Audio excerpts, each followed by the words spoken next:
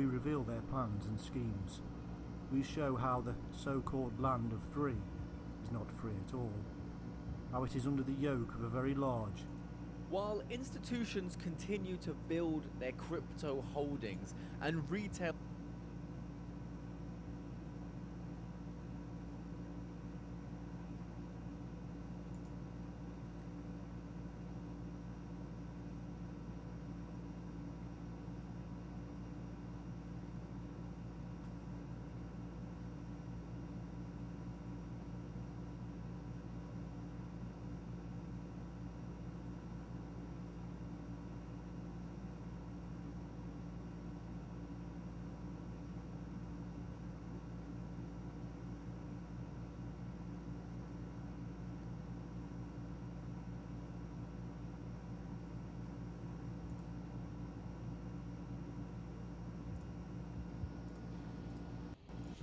The 1979 crash of a DC-10 jetliner in Chicago remains the deadliest air disaster in the United States in terms of casualties.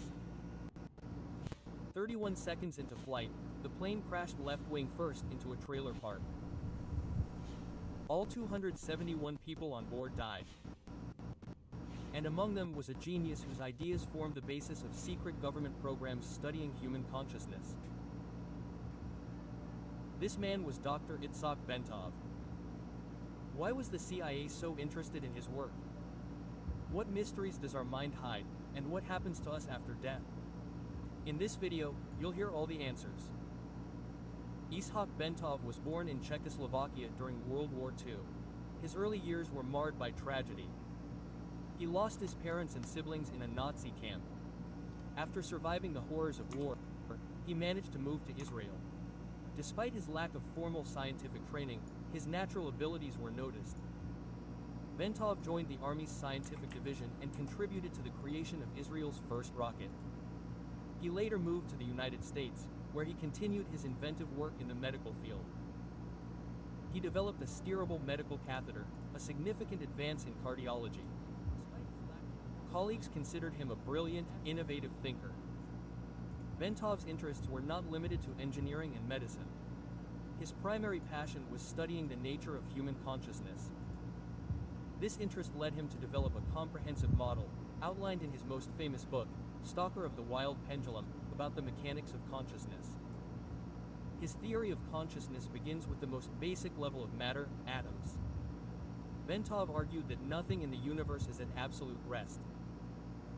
Everything is in a state of continuous motion and oscillation. Atoms, molecules, cells, organisms, everything vibrates at specific frequencies. Even phenomena such as sound, light, and gravity are wave processes. Bentov introduced two key concepts, coherence and discordance. When the vibrations of different objects are synchronized, their rhythms match, and a state of coherence arises. This can be compared to an orchestra where all the musicians play in unison. When vibrations are chaotic, discord occurs. Reality, according to Bentov, consists of such elements, constantly interacting with one another. One of his hypotheses was the idea that in brief moments, when opposing vibrations temporarily cancel each other out, our reality can shift to another state with a higher frequency vibration. In these moments, we can potentially connect with a deeper level of existence, which is usually beyond our perception. Bentov's work played a crucial role in forming the theoretical basis for Project Gateway, a program overseen by the CIA. Bentov provided a scientific basis for seemingly esoteric practices. Let me know. His biomedical and metaphysical models became a central element in Lieutenant Colonel Wayne McDonald's report to the U.S. Army in 1983. This report explored methods for using the mind to transcend ordinary concepts of space and time. Hopefully it's under attack. I could use a good fight. Bentov's theory provided a scientific framework that helped explain how altered states of consciousness achieved through meditation, biofeedback, hypnosis, and yoga can lead to significant transformations in perception. Specifically, Bentov's ideas supported the concept that the human body and mind can be tuned to similar musical instruments. Achieving vibrational coherence plays a key role in achieving a state of deep awareness. ʟᴜ proposed viewing consciousness not as a product of brain activity, but as a fundamental property of the universe, as real as matter or energy. The first is the principle of the hologram. ʟᴜ believed that every part of the universe contains information about the whole. This is similar to the principle of a hologram, where each small fragment of film contains a complete image of the entire object. This means that any part of reality reflects the entire universal system. The second is the brain as a receiver. Instead of viewing the brain as a generator of consciousness, ʟᴜ proposed a model in which the brain acts as a complex receiver. According to this model, the brain does not create consciousness, but merely attunes itself to it, much like a radio tunes to an existing radio wave. Consciousness is understood as a field permeating all space, and the brain is an instrument for capturing it. Third, there is the vibrational nature of thoughts and feelings. ʟᴜ associated all our mental processes, thoughts, emotions, and meditative states with specific vibrational frequencies. These frequencies originate in the brain and resonate with the frequencies of the environment. ʟᴜ believed that the human nervous system is a key link between the physical body and subtler levels of reality. Through the practice of such meditation, a person can learn to tune their nervous system to universal frequencies. This process is analogous to fine-tuning a radio to achieve a clear signal. This tuning allows one to access deeper levels of awareness. To scientifically substantiate this, ʟᴜ conducted experiments to study physiological changes in the body. During meditation, he created a device that recorded the microscopic bodily movements caused by the heartbeat and blood flow. During his research, he discovered an important phenomenon.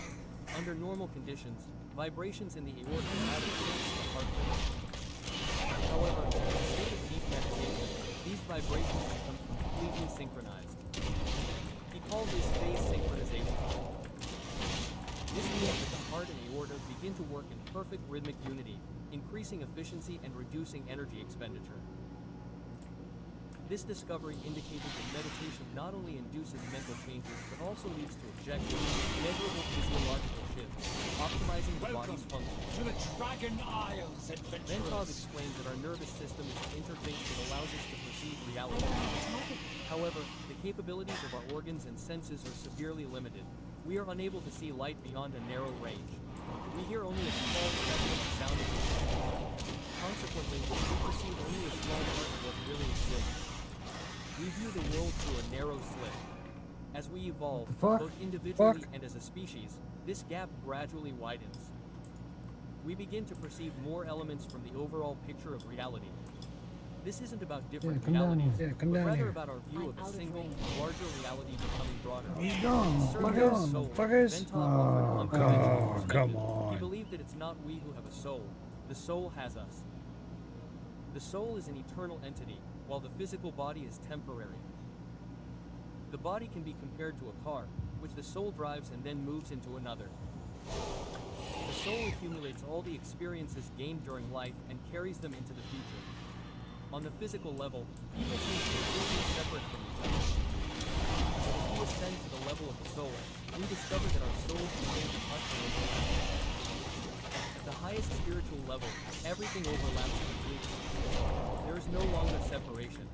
Everything and everyone exists everywhere and simultaneously. This is the state of a perfected being. According to this model, we already exist on all these levels simultaneously, but are unaware of it. We are evolving toward greater awareness. However, this process takes enormous periods of time.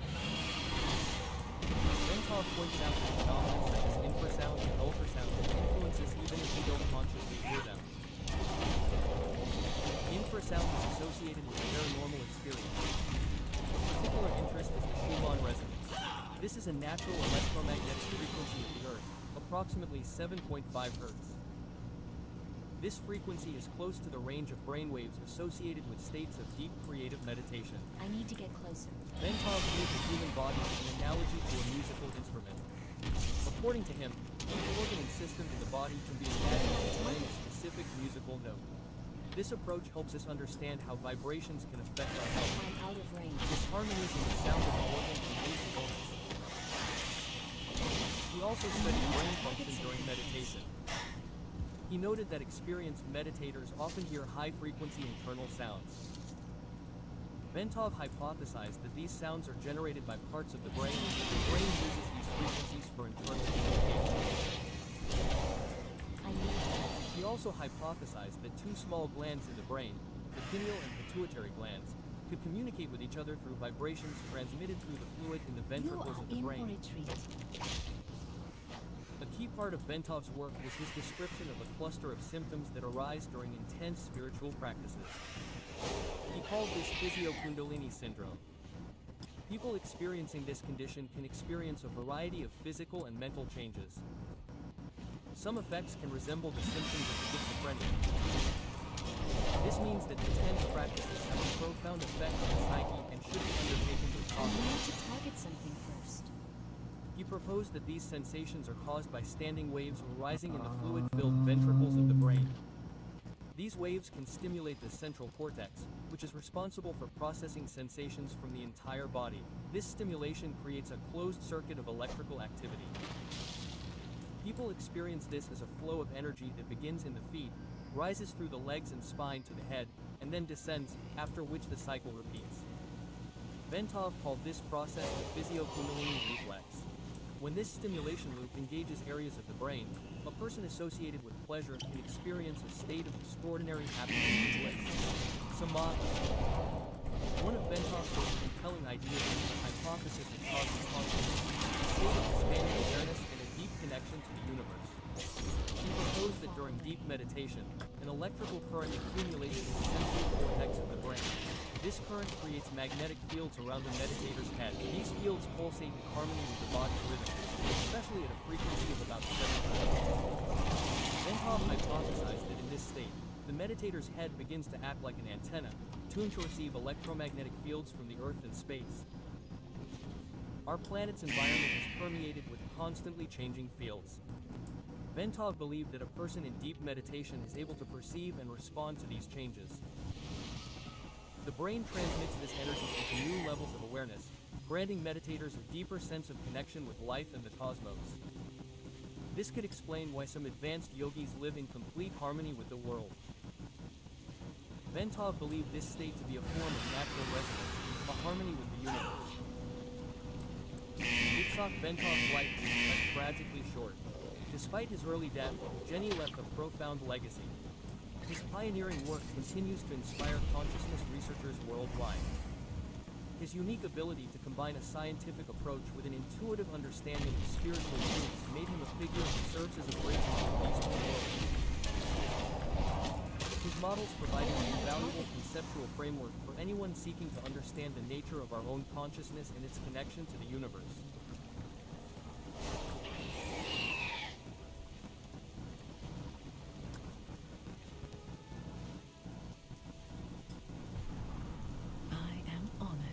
Your acquaintance, 𝗔𝗡. Well met!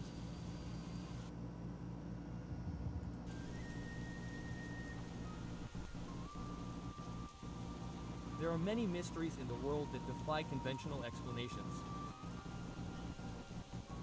One of the most astonishing stories, one that has left scientists, researchers, and ordinary people scratching their heads, is that of ᴜᴜᴜᴜ, a Chinese farmer who, in 1977, repeatedly disappeared from his home at night, only to reappear in cities thousands of kilometers away within hours. In ᴜᴜᴜ's case, there is documented evidence of his disappearances, eyewitness accounts, and official records, making this story particularly compelling to study. In this video, we will examine all aspects of this astonishing case and analyze possible explanations. ᴜᴜᴜ's life story. He was born in 1956 in a small village in China. He was an ordinary farmer, living a modest life in the countryside.